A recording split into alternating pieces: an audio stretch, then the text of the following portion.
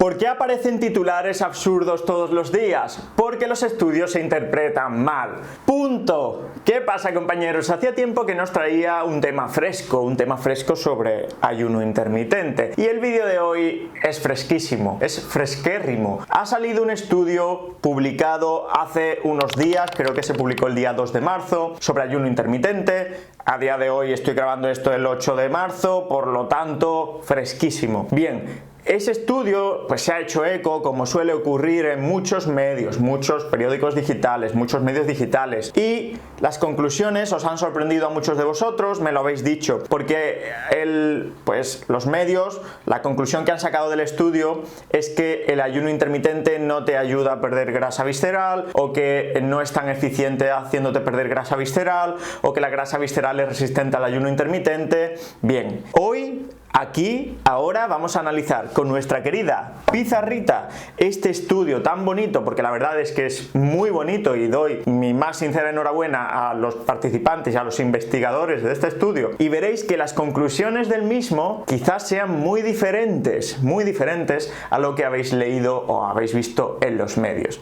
El título de nuestro estudio en cuestión, traducido al español, viene a decir algo así como: análisis de proteómica en el tejido adiposo revela nuevos mecanismos de preservación de grasa visceral tras el ayuno intermitente. Y diréis: Borja, proteómica, ¿qué es proteómica? No voy a entender esto es raro, no, lo vas a entender perfectamente. Vas a entenderlo a la perfección con ayuda de la pizarrita. Primero, os voy a explicar un poco en qué consiste este estudio y qué es lo que se buscaba ver, analizar y demás. Lo primero que tenemos que saber, bueno, esta es la fecha de publicación del estudio. Además, el estudio está realizado por Mark Lawrence en Sydney y su equipo de trabajo. Y lo primero, más importante que tenemos que saber es que es un estudio realizado en ratones, en ratitas, ¿vale? Mejor, en ratitas. Esto va a condicionar las conclusiones del estudio y un montón de cosas, como después diremos. Un grupo de ratas es alimentada ad libitum. ¿Qué significaba, chicos, alimentación ad libitum? Pues bien, cogen a las ratas, les ponen en un recinto, en una caja, en una jaula para ratas de laboratorio, de forma que ellas acceden de forma libre al pienso, ¿vale? Pueden comer de forma libre, pueden comer básicamente lo que quiera. Es algo así como un buffet libre para ratas de investigación. Claro, las ratas no comen continuamente, comen cuando tienen hambre y cuando no tienen hambre no comen, pero aún así tienen libre acceso a la comida, a la fuente de alimentación. Mientras que el otro grupo de ratas, el grupo de investigación, el grupo interesante, pues hacían el protocolo que ellos han llamado Every Other Day Fasting, que no clarifican cuántas horas exactamente de ayuno son, pero es similar, o dejan ver que es similar a lo que en humanos conoceríamos como ADF o ayunos a días alternos, en el que se alterna una situación, un día de ayuno con un día de alimentación ad libitum también, ¿de acuerdo? Y que he analizado en el canal muchas veces, que tiene sus pros y sus contras y todo eso. Pues bien, ¿qué quieren ver en este estudio? Quieren analizar qué ocurre en el tejido adiposo, es decir, en la grasa. Después de hacer ayuno intermitente, y hago así, después os explicaré y os justificaré por qué hago así. Para mí esto no es ayuno intermitente, después os lo voy a explicar. Quieren ver qué pasa en el tejido adiposo después de hacer ayuno intermitente. Hasta aquí bien, pero claro, hay diferentes tejidos adiposos. Tenemos el tejido adiposo visceral, que sus siglas son Visceral White Adipose Tissue, por eso lo pongo así, VWAT, ¿vale? Es el que está dentro del abdomen, de la cavidad abdominal. Tenemos el tejido adiposo subcutáneo, otra vez de las siglas, que básicamente es el que nos molesta visualmente, el que crea la chichita aquí, el que no nos gusta y el que la industria del fitness se ha decidido eliminar. Por otra parte, tenemos también el Brown Adipose Tissue, el tejido adiposo marrón, que lo que produce o sirve es para producir calor. Calor, que quizás debería haber cogido este boli, el rojo, calor, ¿vale? Esto es una llama. Entonces la hipótesis es: ¿qué ocurre en el tejido adiposo después de hacer ayuno intermitente? Es la principal pregunta que han querido contestar los investigadores. Para ello hacen un análisis de proteómica. ¿Y qué es esto de la proteómica? Muy sencillo, de forma resumida. Analizan la expresión de proteínas que hay en el tejido adiposo después de esta intervención. En este caso el ayuno intermitente. ¿Por qué? Pues porque dependiendo del tipo de proteínas, la elevación de unas proteínas, la disminución de otras proteínas, pues nos da una idea de lo que ha ocurrido en ese tejido, ¿de acuerdo? Pero, y esto es muy importante, para comprender de verdad los resultados de este estudio, tenemos que irnos una vez más a la fisiología. Tenemos que ver qué ocurre en el tejido adiposo cuando hacemos ayuno intermitente, ¿vale? Siempre la fisiología es la clave. El ayuno intermitente crea lo que se conoce como un entorno hormonal catabólico. Este entorno hormonal se caracteriza por la elevación de algunas hormonas y la disminución de otras hormonas. En concreto, pues tendremos que la insulina disminuye, que el glucagón aumenta, tendremos un leve aumento también de cortisol y también de otras hormonas muy importantes como la leptina o la adiponectina, que también se eleva. Esta hormona pocas veces se menciona y de hecho es muy interesante, deberíamos hablar más de la adiponectina. La adiponectina aumenta directamente la sensibilidad a la insulina y la sensibilidad a los ácidos grasos, es decir, hace que en una célula, por ejemplo una célula adiposa, ¿vale? Esta es la grasa de la célula adiposa, el núcleo estaría por aquí relegado a la periferia, pues entre más glucosa, porque aumenta la sensibilidad a la insulina, pero también que entren más ácidos grasos dentro de la célula, ¿de acuerdo? Entonces la adiponectina, muy interesante, aumenta la sensibilidad a la insulina y aumenta la sensibilidad a ácidos grasos. Y también hay aumento de otras hormonas que son las catecolaminas, que podríamos hablar de la adrenalina y la noradrenalina. Esta también se llama epinefrina y esta también se llama norepinefrina, ¿vale? Bien, seguimos. A su vez, además de este cambio hormonal, hay una estimulación del sistema nervioso autónomo. Es el sistema nervioso, la parte del sistema nervioso, el fascículo del sistema nervioso, que controla, digamos, las funciones involuntarias, la respiración, la frecuencia cardíaca, la presión arterial. Pues bien, tenemos terminaciones nerviosas que a nivel local, ¿vale? A nivel local, pues producen, gracias a esta situación de ayuno, noradrenalina. Y la producen, la liberan, digamos, pues a pie de cama de las células, a nivel local, de las diferentes células que están inervadas por las terminaciones nerviosas del sistema nervioso autónomo. Pero también los nervios del sistema nervioso autónomo estimulan la llamada médula adrenal. La médula adrenal es una parte de la glándula suprarrenal y aquí se producen precisamente estas hormonas, las catecolaminas, la adrenalina y la noradrenalina. Pues bien, en la médula adrenal se produce más adrenalina gracias a esta situación de ayuno, ¿vale? Y esta es liberada a la sangre para hacer funciones muy interesantes. ¿Qué hacen estas hormonas, este entorno hormonal? Pero sobre todo, ¿qué hacen las catecolaminas? Pues lo que hacen las catecolaminas, espero que se vea, es aumentar la lipólisis del tejido adiposo blanco, del WAT, ¿vale? Es la función principal. Bien, espero que hayáis seguido hasta aquí la explicación. Si os acordáis, la lipólisis no era más que el proceso por el cual pues un triglicérido es pues un esqueleto de glicerol unido a 3 ácidos grasos, 1, 2 y 3, pues la lipólisis era el proceso por el cual, mediante ayuda de algunas enzimas, se cortaba por aquí esta molécula de triglicérido y se liberaba un ácido graso que sería oxidado en la mitocondria para producir ATP o energía. En definitiva, el resultado es que, como no comemos, no tenemos energía exógena, pues producimos energía a partir de moléculas complejas que almacenan muchísima energía en sus enlaces, que es la grasa, los ácidos grasos. Y ahora, chicos, ya que habéis entendido esto, habéis refrescado cómo aumenta la lipólisis por el entorno hormonal y la estimulación del sistema nervioso autónomo en el ayuno intermitente, vamos a ver qué han descubierto en este estudio tan interesante, este estudio del que hablamos. Resultados del estudio. Por una parte, hay una disminución 4 veces menor, ¿vale?, de una proteína en el tejido adiposo visceral de estas ratitas que hacen ayuno intermitente, de esa proteína que se llama ADRB3. ¡Wow! ADRB3. ¿Qué hace esta proteína? Ayuda a fosforilar una enzima que recordaréis, que es la lipasa sensible a hormonas. Lipasa sensible a hormonas, de sus siglas en inglés. ¿Qué hacía la lipasa sensible a hormonas? Pues muy fácil, es justo lo que he explicado antes. Cogía un triglicérido y cuando el entorno hormonal era el adecuado, el anterior, por eso es sensible a ciertas hormonas como las catecolaminas, pues cuando las catecolaminas estimulan esta lipasa sensible a hormonas, se da la lipólisis y se liberan ácidos grasos de esta molécula de triglicéridos y esos ácidos grasos se oxidan.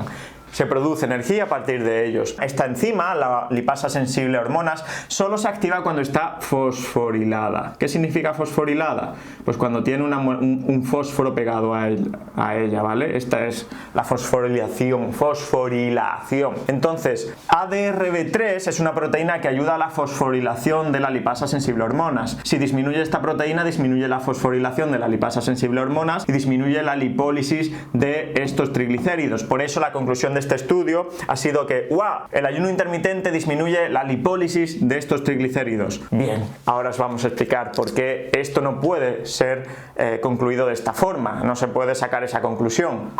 Lo que hay que plantearse, chicos, es ¿por qué ocurre esto? ¿Esto es algo agudo o es algo crónico? Es lo que ocurre cuando hacemos una foto y nos creemos que esa foto es la película. Ejemplo, Titanic. Sale en la carátula de la película una pareja feliz, sale Jack cogiendo a Rose así, emocionada, en la punta del barco. Si nos quedamos con esa foto y no sabemos nada de la película, ¿qué podríamos decir? Pues podría ser el titular, ¿no?, de la película: pareja feliz viaja en barco nuevo transatlántico y flipan en colores y ven a los delfines, cuando la realidad es que es una desgracia la aventura, el barco se hunde, Jack se hunde con él, tragedia por todos lados, ¿no? Esto es para que entendáis que no nos podemos quedar con la foto, tenemos que entender la película entera. Y digo que esto sería la foto porque esto es lo que ocurre, lo que se ve cuando llevamos ya un tiempo de ayuno intermitente, otra vez entre comillas, y tenemos que plantearnos el por qué hemos encontrado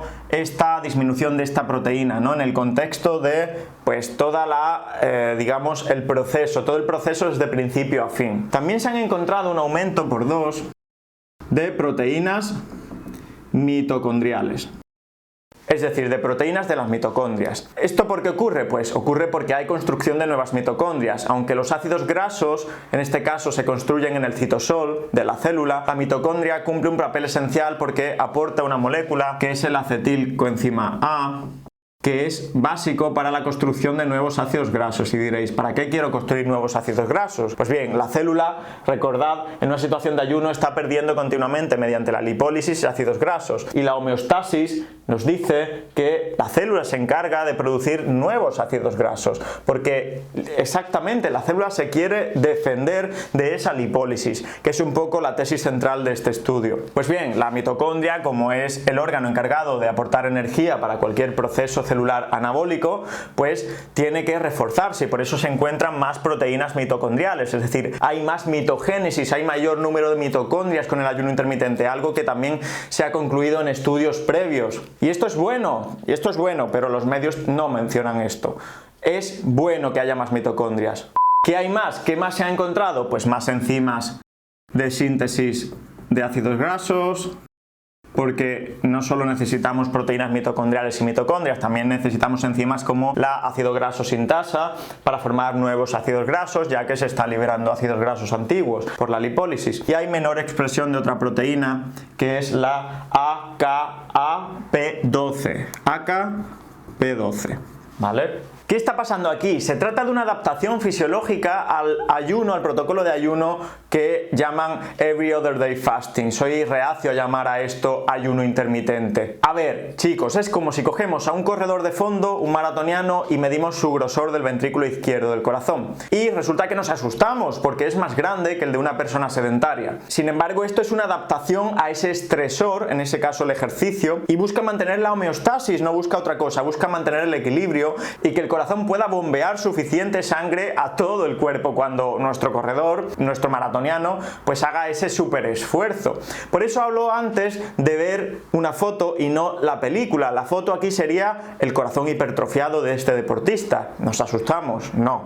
En el caso del Titanic sería la pareja feliz en el barco, y en el caso del estudio sería el aumento de esa resistencia a la lipólisis que han encontrado por la disminución de la proteína ADRB3 en el tejido adiposo de estos ratones. Pero tenemos que ver la película, el porqué, la cronología de los hechos, el proceso entero, el bosque y no solo el árbol. De esta forma, el tejido adiposo se defiende de alguna forma de periodos de ayuno, porque aunque nosotros veamos la grasa como algo negativo, el organismo la ve como energía y más posibilidades de sobrevivir, sobre todo si el ratón no es obeso. Las conclusiones del estudio no son que el ayuno intermitente disminuya la lipólisis, sino que llegado un momento existen mecanismos compensatorios que disminuyen la tasa de lipólisis y la liberación de ácidos grasos desde el tejido adiposo visceral. Pero el ayuno intermitente como tal aumenta la lipólisis. No puede ser de otra forma, porque estamos en una situación en la que no se aporta energía exógena y nuestro cuerpo está obligado a utilizar los ácidos grasos almacenados no solo en el tejido adiposo visceral, sino también en el tejido adiposo subcutáneo. ¿Para qué? Para generar más energía y no morirnos. Lo curioso es que han encontrado esta resistencia solo en el tejido adiposo visceral y no en el subcutáneo, y esto sí que no tiene una explicación a priori. Pero ahora, chicos, vamos a hablar de otra cosa, y es que este estudio tiene un punto muy positivo del que no han hablado los medios. Existe una cosa que se llama fibrosis del tejido adiposo visceral y subcutáneo, y es negativa en la mayoría de situaciones. Veréis, el tejido adiposo está formado pues por adipocitos, por células que están cargadas de grasa. Aquí vamos a poner en naranja la grasa dentro de los adipocitos, ¿vale? Vamos a dibujar unos cuantos adipocitos que van a conformar pues un panículo adiposo, básicamente una parte de la grasa, ¿vale? Bien. Pues estos son adipocitos. Bien, ¿qué ocurre? El tejido adiposo es dinámico y se puede extender hasta determinado punto. Por eso existen personas que pueden extender su tejido adiposo hasta límites enormes y llegar a pesar 300 o 400 kilos, a veces mucho más. Y lo más interesante, lo más sorprendente de todo, sin tener alteraciones metabólicas muy graves. ¿Qué son? Son prodigios de la naturaleza. Y parece que hay elementos genéticos que condicionan y posibilitan esto. La gran mayoría de los mortales no tenemos esa capacidad de extensión, de expansión del tejido adiposo tan importante. Pues bien, ¿de qué depende la expansión de ese tejido adiposo? Depende de una cosa que se llama matriz extracelular. La matriz extracelular es como una especie de prisión de proteínas que se sitúa entre y alrededor del tejido adiposo. Serían estas fibras azules, y que son proteínas como el colágeno y otras muchas. Hay personas que tienen más matriz extracelular, más fibrosis, y hay otras que tienen menos. ¿Qué ocurre? Que el tejido adiposo puede crecer mediante dos vías. La primera vía sería la hiperplasia del tejido adiposo y la segunda la hipertrofia. La hiperplasia consistiría en formar nuevas células e ir expandiendo el tejido adiposo mediante, pues eso, la formación de nuevas células. Mientras que la hipertrofia sería el aumento del tamaño cada vez mayor del adipocito, que aumenta cada vez más hasta que, pues, la matriz extracelular se lo permite. ¿Qué ocurre? Pues que todos tenemos un límite genético, parece que condicionado en parte por esta matriz extracelular, para realizar hiperplasia, es decir, para extender el tejido adiposo. Y cuando no podemos extender más el tejido adiposo porque esta prisión de proteínas fibrilares lo impide, el tejido adiposo empieza a expandirse mediante hipertrofia. Primero hiperplasia, cuando ya no puede más, hipertrofia. Y aquí es cuando vienen los problemas, porque cuando este tejido adiposo ya no se puede hiperplasiar más y se tiene que hipertrofiar más, empiezan a llegar elementos del sistema inmune, células inmunológicas, a producir inflamación, empiezan los ácidos grasos a salir del tejido adiposo y a pasar a la circulación para ir a otras partes, lipotoxicidad, y se nos llena el hígado de grasa, los riñones, el corazón. Esto es la lipotoxicidad. Aparece el hígado graso, aparece pues los riñones llenos de grasa, aparece pues grasa en sitios donde no debería estar, que ocasiona enfermedad metabólica, inflamación crónica de bajo grado y problemas en general. Pues bien, en este estudio se ve cómo el ayuno que hacen los ratones disminuye el colágeno 4 y el colágeno 6 en el tejido adiposo, que son los mayores contribuidores a la expansión de la matriz extracelular en la obesidad. Y esto es algo que no se ha visto en los medios, o no se ha dicho. El colágeno 4 y 6 disminuye, de manera que se libera un poquito, digamos, el tejido adiposo para que se pueda extender mediante hiperplasia y no tenga que hipertrofiarse, disminuyendo por lo tanto el potencial para generar inflamación o lipotoxicidad y por lo tanto disminuyendo la enfermedad metabólica asociada a la obesidad. ¿Lo entendéis?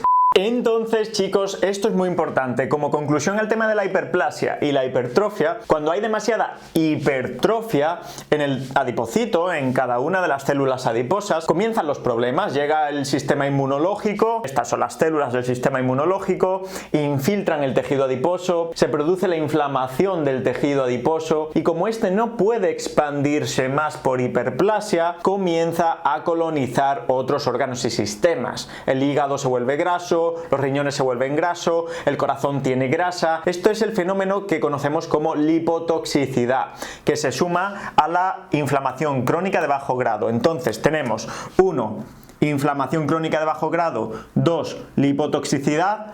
Ambos condicionan el daño metabólico que tenemos en la obesidad y que pues es lo que aumenta el riesgo realmente de patología como enfermedad cardiovascular, como síndrome metabólico, como diabetes tipo 2 y muchas otras. Pues bien, esta es una vía no estudiada hasta el momento por el cual el ayuno intermitente podría mejorar la salud metabólica. Esperamos corroborarla en humanos pronto y de esto no han dicho nada los medios, solo han hablado de la resistencia a la lipólisis en la grasa visceral. Bien, vamos a hacer ya, terminando que el vídeo sea alargado, vamos a hacer las conclusiones, los comentarios al vídeo de hoy. Venga, conclusiones. La primera conclusión, quizás la más importante, chicos, es que este estudio es poco o nada extrapolable a humanos. No sabemos a ciencia cierta cuánto tiempo ayunaban estas ratas. Lo que sí sabemos es que una rata Wistar de laboratorio típica vive como unos 3 años. Si damos por hecho que un ser humano, extendiéndonos un poco, quizás alargando un poco la esperanza de vida, pues vive unos 90 años, aunque depende de qué país. En España cada vez nos acercamos más a esta esperanza de vida, creo que estaba en 85, 86. Si comparamos, sería el equivalente en humanos a ayunar durante 30 días. Un día de ayuno en un ratón, en una rata de laboratorio, no equivale a un día de ayuno en una persona, porque tenemos ciclos vitales muy diferentes y vivimos tiempos muy diferentes. Es decir, hablaríamos de un ayuno prolongado y las consecuencias del estudio variarían muchísimo. Por lo tanto, por esta razón soy reacio a extrapolar esto a humano y por eso os decía al principio del estudio, del vídeo, que soy bastante reacio a hablar del every other day fasting de este estudio y equipararlo con el ayuno intermitente. Para mí no son la misma cosa, ¿de acuerdo? Además, ya tenemos otros ejemplos en otros estudios de cosas que sí ocurren en ratones y que no ocurren en humanos. Por ejemplo, el incremento del tejido adiposo marrón. Cuando os expliqué las diferentes partes del tejido adiposo, había uno que era el tejido adiposo marrón. Pues bien, el ayuno intermitente, incrementa el tejido adiposo marrón y su actividad en ratones, pero esto no ocurre en humanos, hasta la fecha no se ha demostrado, por lo menos. Por lo tanto, hay que tener cuidado con extrapolar sin pensar más este tipo de estudios de ratones a humanos. Aún así, si os fijáis, las conclusiones del estudio son positivas. Por ejemplo, el ayuno intermitente o este protocolo tiene el potencial para mejorar la salud metabólica mediante la disminución de la matriz extracelular o algunos componentes como el colágeno 4 y 6, y esto podría disminuir la lipotoxicidad. Es algo que hay que comprobar, pero es algo súper chulo, es algo que hasta el momento no se había descubierto, es otro avance más en ayuno intermitente. Además, se ha descubierto en este estudio, por eso decía que era un estudio potente, un nuevo mecanismo de resistencia a la lipólisis en la grasa visceral. Y esto, como digo, no estaba descubierto. Esto es bueno porque nos permite lanzar nuevas hipótesis. Nuevas hipótesis pueden surgir de este estudio. Por ejemplo, una hipótesis que se me ocurre, ¿es más interesante hacer ayuno intermitente de vez en cuando en vez de hacerlo de forma crónica para evitar mecanismos adaptativos del tejido adiposo como el que hemos comentado en este vídeo? ¿Habría que hacer descansos del ayuno intermitente, al igual que hacemos descansos de otras dietas o de otros suplementos? ¿Podríamos hacerlo o deberíamos hacerlo? Pues bien, son preguntas que surgen con este estudio. Por eso, todo estudio suma algo, aunque no se confirme quizás una hipótesis, pero lo descubierto en cualquier estudio puede abrir la puerta a que nos preguntemos cosas nuevas, y esto es lo bueno de la investigación. Así es como avanza, de hecho, la investigación. Como conclusión, chicos, un estudio muy interesante pero poco extrapolable a humanos y que nos abre la puerta a nuevas investigaciones futuras. Por el momento, lo que sabemos de ayuno intermitente y lo que os he comentado en este canal sigue siendo totalmente válido. El ayuno intermitente sigue siendo una herramienta útil para mejorar esa lipólisis, para perder grasa, ya sea visceral o subcutánea, y este estudio solo añade pues estas conclusiones a lo que ya sabíamos. Y bienvenidas sean. Ahora sí, muchísimas gracias por estar ahí y ver el vídeo, especialmente si te has quedado hasta el final. Te recuerdo que tenemos la sección de membresías en el canal. En esta sección de membresías podrás acceder a muchísimo contenido exclusivo, como por ejemplo resúmenes de este vídeo en formato texto, para que los tengas, los guardes y los revises cuando quieras. Un fuerte abrazo, te veo en el próximo vídeo y a seguir empoderando.